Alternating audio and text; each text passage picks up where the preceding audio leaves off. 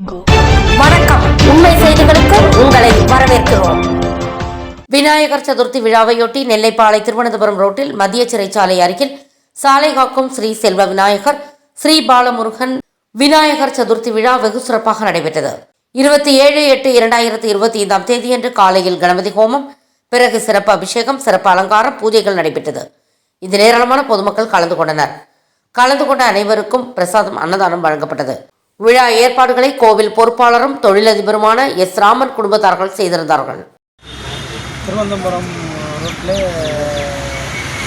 ஸ்ரீ விநாயகர் பிள்ளையார் கோவில், ஸ்ரீ பாலமுருகன் தமிழ் ரொம்ப சிறப்பாக வருஷம் பிள்ளையார் சதுர்த்திக்கு அன்னதானம் வழங்கி பொதுமக்களுக்கு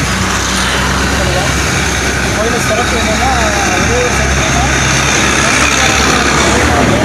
சின்ன ஒரு வண்டிமரம் வச்சோம். அந்த வண்டிமரம் பெரிய மரமாயிட்டு அதாவது அன்னைக்கு ரெண்டு ஒரே இடத்துல காட்டுறது இந்த ஒரு இடம் தான். சில விநாயகர் பாலமுருகன் சேர்ந்து இந்த தலைக்காட்டும் இந்த ரோட்டில் எந்த ஆக்சிடென்ட் எதுவும் சரி இந்த இடத்துல யாரும் அடிக்கூடாது.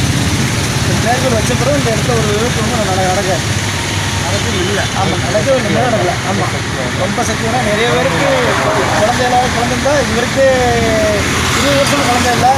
குழந்தை பார்த்து இவருக்கு மொத்தம் போட்டு பயிர் காதலிக்கிறார். நம்ம நம்பர் ஃப்ரெண்டு அவரை வந்து பயிலுக்கு ரெடி பண்ணோம். அவருக்குலாம் அந்த சக்தியை பார்க்க ரொம்ப நினச்சி வேறு ஒரு அம்மா கூட போயிட்டு அந்த அம்மா வெளிநாட்டா மாப்பிள்ளையும் கிடைச்சி பொண்ணு மாப்பிள்ளைக்கு வேலை கிடைச்சி பொண்ணு கிடைச்சிது. நம்ம விட்டு போய்ட்டுறோம்.